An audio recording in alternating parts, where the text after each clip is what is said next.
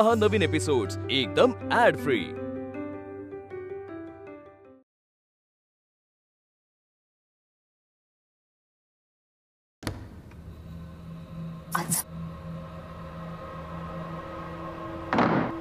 काय झालं आई?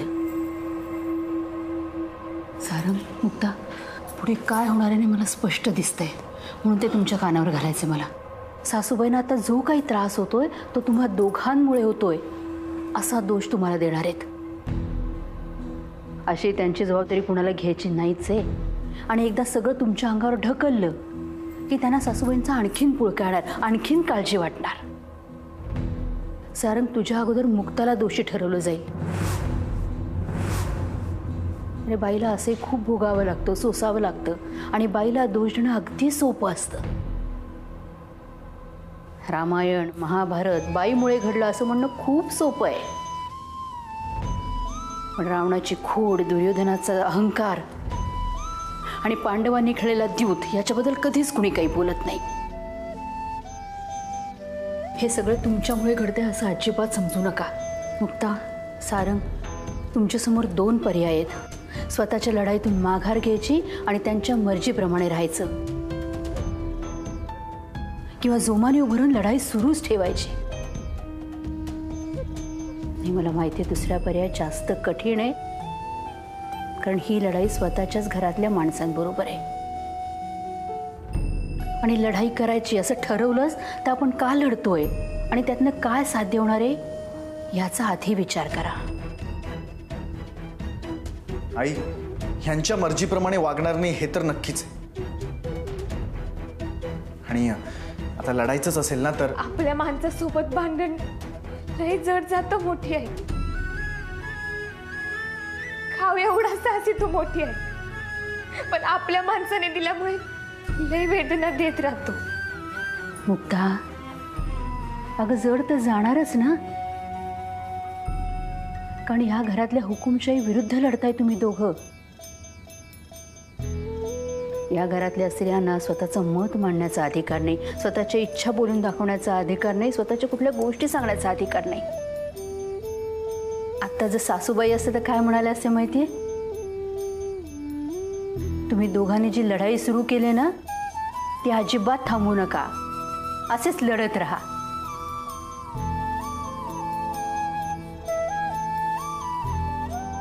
मोठी तुम्ही?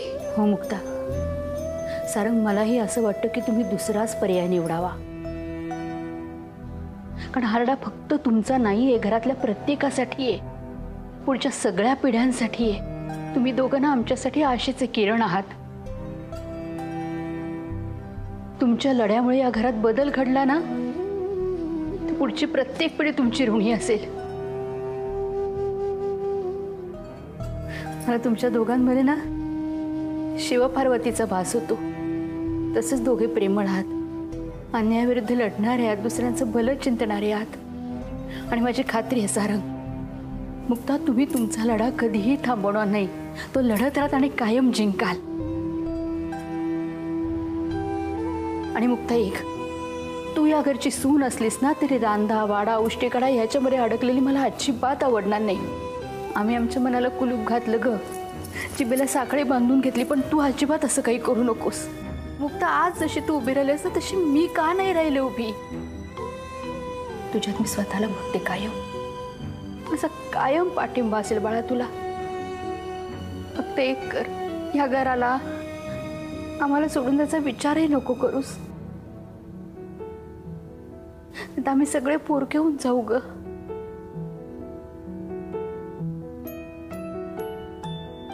मोठी आहे,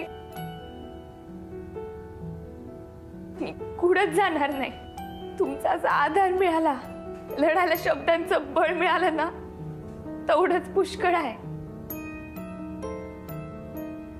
या घरात आल्यापासून आम्ही दोघं याचीच तर वाट बघत होतो। तुम्ही बंदिस्त होता ना, तुमची कवी आम्हाला पूर्ण खचून टाकत होती। आई, आई, मी मुक्ताच्या गावी असताना तुम्हाला फोनवर सांगितलंस की सारंग काहीही झालं ना तरी मुक्ताला घेऊनच परत येईल, आणि त्यानंतर मी जास्त जिद्दीने उभा राहिलो। कारण मला तुझ्या मनातलं कळलं होतं की मुक्ताच या सगळ्यांची या गुलामगिरीतून सुटका करू शकेल. आपण सगळे आपापल्या ठिकाणाहूनच लढतोय. कदाचित एकमेकांबरोबर नाही लढता येणार, पण एकमेकांबरोबर आहोत हा विश्वास मात्र कायम ठेवायचा. शेवटचा निर्णय घ्यायची वेळ तेव्हा काय करायचं तेव्हाच तेव्हा बघू. पण आता दोघं जा, तुम्ही खूप वेळ झाला आतमध्ये आहात. मोठी आई, आज तरी मिठी मारू द्या.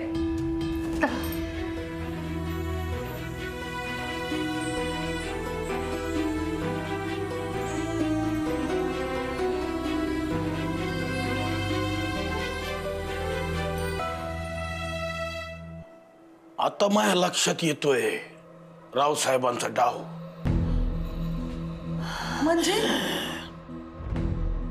म्हणजे आपल्याला दागिने घ्यायला भाग पाडलं, इथपर्यंत यायला लावलं आणि त्यांच्या या दागिन्यांच्या खेळीनं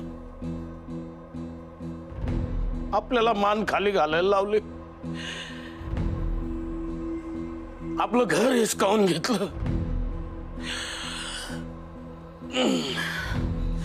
मी काय म्हणते, आपण ते दागिने त्यांना परत देऊन तो कागद परत नाही का घेऊ शकत? काय खोळ्यावानी विचारती तू?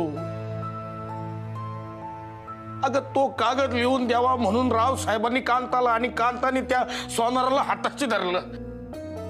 दागिन्यांचं काय नाही, त्यांना ढिगभर दागिने आहेत त्यांच्याकडं.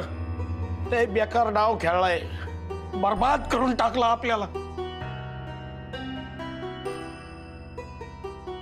अण्णा, आपण पण त्यांना बरबाद करायचं का? नाही रे बाळा, बर्बाद होणं, वाटोळं, लुबाडणूक हे सगळे शब्द गरिबांसाठीच आहेत. पैशावाल्यांचं आपण काहीच करू शकत नाही.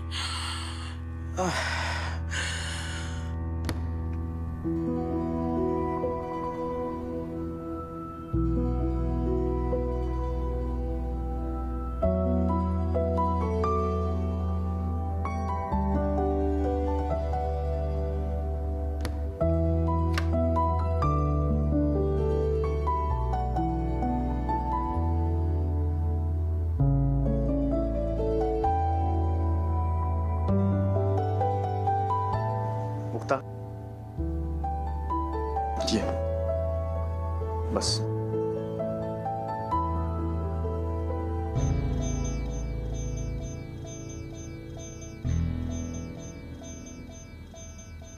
अगं हेच ते सरप्राईज होतं. तू आज पहिल्यांदा माझ्या रूम मध्ये येणार म्हणून मी हे सगळं डेकोरेशन केलं होतं. म्हटलं तुझं पहिलं पाऊल, तुझा इथला पहिला दिवस हा कायम तुझ्या लक्षात राहावा. पण त्या आर्यानं जाऊ द्या, सगळं मनासारखं नाही ना घडत. मुक्ता, माझ्यासोबत तर काहीच घडत नाहीये. पण बस आता नाही, आजपासून आपण दोघं एकत्र राहायचं. नाही, नको. आपण एवढ्यात एकत्र नको राहिला. काय? अगं मुक्ता, काय बोलतीयस तू? आपलं ठरलंय ना. अगं बाहेर मी सगळ्यांसमोर सगळ्यांना ओरडून सांगितलंय की आजपासून मुक्ता माझ्यासोबत माझ्या रूम मध्ये राहणार आहे. अहो पण मुक्ता, हे बघ, तुझे आई अण्णा पण आलेत ना. हा, अगं जेव्हा त्यांना कळेल ना तू आउट हाऊस मध्ये नाहीस, माझ्यासोबत माझ्या रूम मध्ये राहतेस, तेव्हा त्यांचं सगळं टेन्शन मिटेल. अगं नाहीतर परत जाताना तुझंच टेन्शन घेऊन जातील. हो, पण आपण एकत्र राहायला लागलो ना तर या घरातले लोक नाराज होतील आणि आपल्यावर कायमचा राग धरतील. मुक्ता, मी कोणाचीच पर्वा करत नाही. करावी लागल. दुसऱ्यांची मनं मोडून आपल्याला आपला संसार नाही ना जोडता येणार. मुक्ता, इथे कोणाला वाटतंय की आपला संसार व्हावा? हो, आपल्याला तेच तर बदलायचंय. आज 4 माणसं आपल्या पाठीशी आहेत, उद्या सगळेच असतील. मुक्ता, तुझ्या ना अनबिलिव्हेबल एक्सपेक्टेशन्स. हे बघ, मी लिहून देतो. एक वेळ कुत्र्याचं शेपूट सरळ होईल, पण ही माणसं आहेत ना कधीच सरळ होणार नाही. नका ना असा विचार करू. असा नाही, मला कसलाच विचार करायचा नाही. मुक्ता, मला फक्त या घरात तुझ्या सोबत राहायचंय, बास.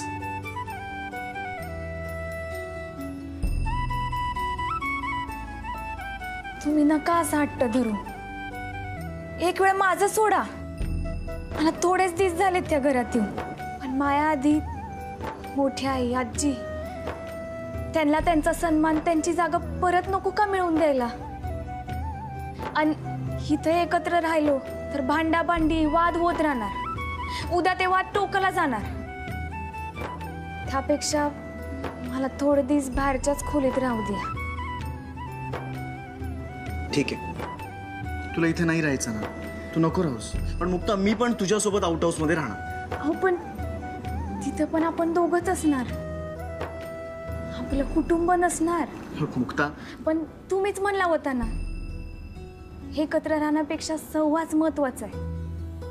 आणि आपल्या आजूबाजूला लोक असल्याशिवाय त्या सहवासाचा आनंद कसा घेता येणार. आणि आपल्याला आपल्या दोघांचाच संसार नाही करायचा आहे. या घरात एवढी माणसं, एवढी नातीगोती असताना दोघांचंच घर करायचं का.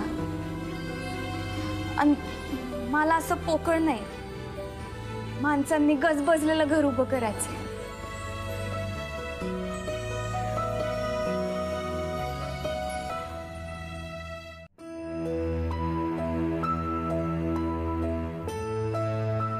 निघायचं का.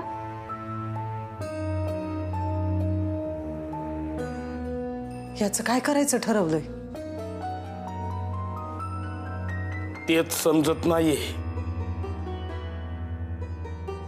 या मुक्ताकडे पण देऊ शकत नाही, आणि राव साहेबांकडे द्यायला गेलो तर त्यांचा अपमान केल्यासारखं होईल.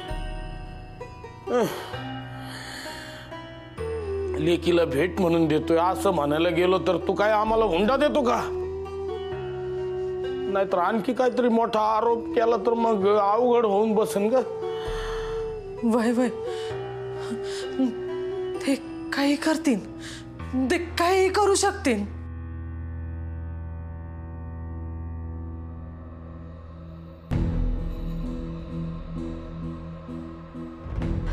किती ग किती रडारड. हळू ऐकेल ती, हळू. चला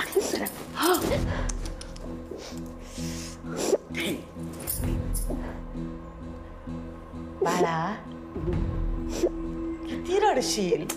उठ बघू. आणि आधी रडणं थांबव, नाही तर आम्हाला कळणार कसं नेमकं काय घडलंय. हो ना, काय म्हणाले राव दादा. दादा म्हणाले तू या घरातून जाऊ शकतेस.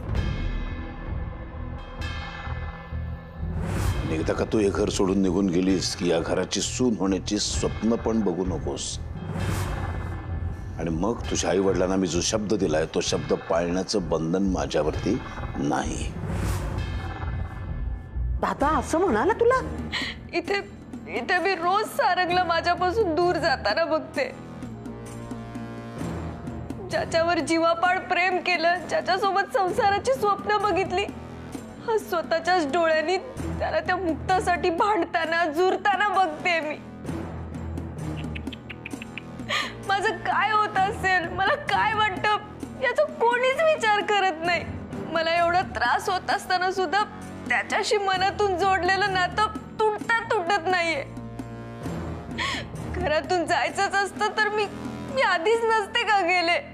अगं बाळा, दादा रागात बोलला असेल. हे बघ, त्याच्या डोक्यात किती व्याप असतात, किती डोक्याला ताप असतो माहितीये की नाही. आणि किती लाड करतात राव दादा तुझे. रेणुकापेक्षाही जास्त जीव लावलाय तुझ्यावर त्यांनी. आणि कसं आहे ना आर्या, या घरची सून व्हायचंय की नाही तुला, हा मग थोडं सहन करावं लागणारच. आता ती मुक्ताच बघ ना, ती तर या घरची सून नाहीच आहे. म्हणजे आम्ही तरी मानत नाही बाबा, पण किती सहन करते, किती त्रास आहेत तिच्या वाट्याला. त्या मनाने तुझ्या वाट्याला तर काहीच त्रास आलेला नाहीये. वंस, तुम्ही हिची हिंमत वाढवताय की कमी करताय. मी फक्त सत्य परिस्थिती तिला समजावून सांगते. काय आहे ना, माणूस स्वतःशी खोटं बोलू शकत नाही ना. आणि तुझं म्हणजे कसं झालं ना आर्या, मला हे द्या हे द्या, म्हणजे सगळ्या जबाबदाऱ्या स्वतःवर ओढून घेतल्यास ना, त्यामुळे सारंगकडे तुझं लक्ष देता येत नाहीये नीट. त्यामुळे सगळी गडबड झाली. मी काय म्हणते, तू आधी या सगळ्या पाशातून मोकळी हो. अडकू नको या पाशात, तुला अडकून टाकलंय.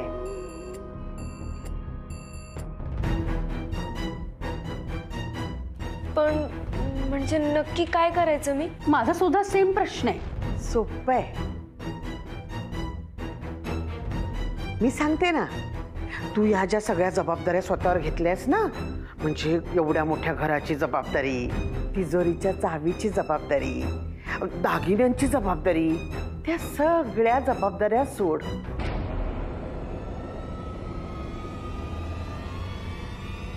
सोडायचं कुठे? गंगेत. मी आहे ना, मीच तुमची गंगा, जमुना, गोदावरी, हिमालय, माथेरान, मीच आहे सगळं. माझ्या खांद्यावर टाका ही जबाबदारी, कळलं? मी सगळ्या जबाबदाऱ्या फक्त तुझ्यासाठी खांद्यावर घ्यायला तयार आहे. सगळ्या पाशातून मोकळी हो बाळा. पण हे सगळं करून त्याचा आर्याला काय फायदा? कॉन्सन्ट्रेशन. आर्याला की नाही सारंगवर कॉन्सन्ट्रेट करता येईल, त्याच्यावर लक्ष ठेवता येईल. त्याच कामासाठी ती या घरात आली आहे की नाही. मी तर म्हणते कुठल्याही पाशात न अडकल्यामुळे दादांच्याही ते लक्षात येईल आणि दादांनाही वाटेल ना की ती सारंगवर किती लक्ष देते. म्हणजे दादाला तिचं या घरातलं अस्तित्व सतत जाणवत राहील. आणि मी काय म्हणते, सून नसतानाही ज्या काही सुनेच्या जबाबदाऱ्या अशा ओढून घेतल्यास ना, त्याच्यातून आता मोकळी हो. सोड ते सगळं, त्या मोहजालातून बाहेर पड.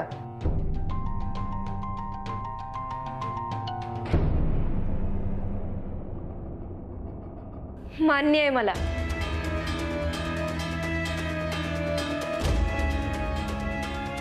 तुम्ही बरोबर बोलताय. या मोहजालातून बाहेर आल्याशिवाय सारंग माझा नाही होणार. आत्या, तुम्ही सगळ्या जबाबदाऱ्या तुमच्याकडे घ्या.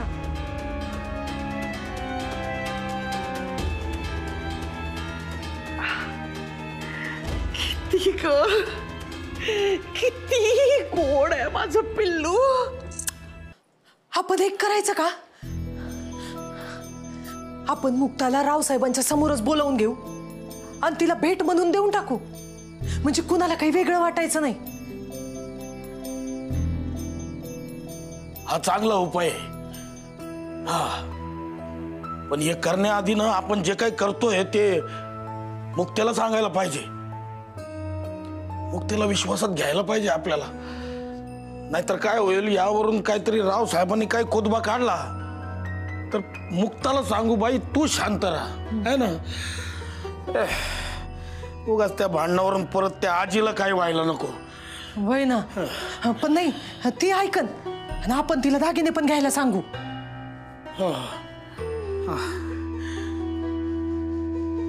आई राजा,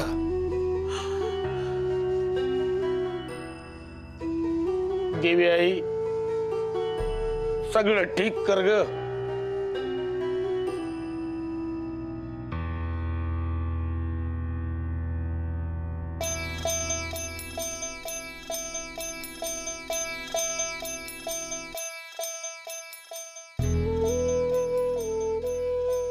गायत्री, तुला कॉलेज असेल ना, तू जा, मी आहे.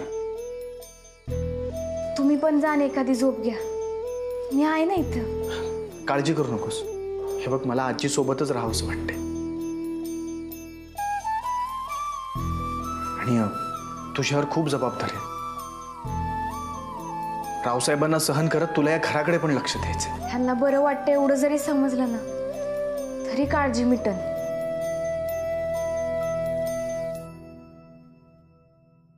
बरी येते आता, झोप पण लागली. देवी आई, लय उपकार झाले.